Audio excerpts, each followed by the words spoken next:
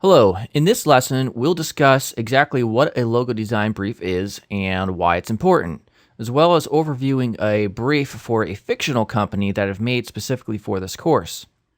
Now, after having designed nearly 2,000 logos, I've had a long time to perfect this logo design brief questionnaire that I give to clients. So you really want to collect as much information as possible if you're designing for a client or not.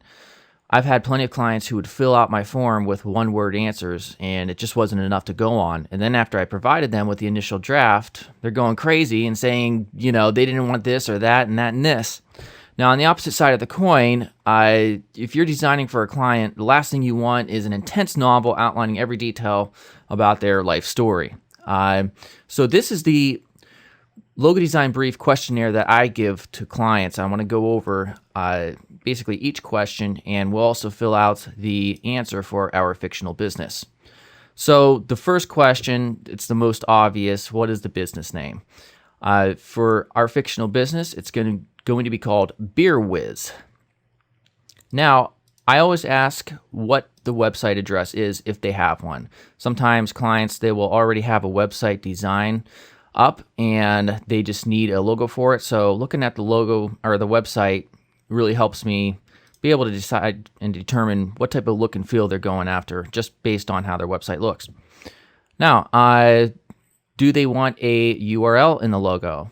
Now, usually that means like a domain extension, whether it be .com, .net, .co.uk.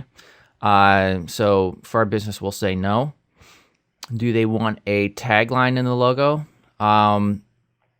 So there's a lot of top businesses that have taglines, like Nike has "Just Do It," McDonald's has "I'm loving it." It can be a valued asset as long as you have a good and original tagline. The tagline really needs to be unique, just like the logo itself. So for our business, Beer Whiz, we're going to use a tagline, "Teaching Beer Smarts." And the unique play on that is, you think of beer smarts, you kind of hear street smarts. So I'll go over exactly what Beer Whiz is about in one of the following questions. So color scheme. Color scheme is obviously extremely important. Whether or not you're looking to design a logo for a client or it's just your own project or your startup, you got to know the color scheme. And with the color scheme, you have to really question, what industry is this business in? For our Beer Whiz business, we want something that speaks to beer. I mean, it's very obvious. Gold, yellow, orange, dark orange, white. Now, we may not be able to use all of those, but these are just ideas for possible colors in the logo.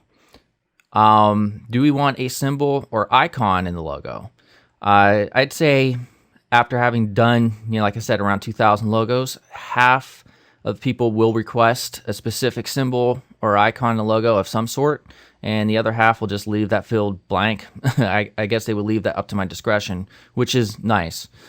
So with our business, something that relates to both beer and intelligence. And I like those type of answers because it gives me the creative freedom, opposed to some clients will really outline a very specific symbol and it becomes impossible to make a good logo. Another question I ask is, what style are you after? So the style will obviously come from the industry and what their business is about. But sometimes I give them suggestions for possible answers, like Web 2.0, corporate. For our Beer Whiz, since it's going to be strictly a mobile app, we're going to give it a kind of like a fun feel and a Web 2.0 type feel. About the business.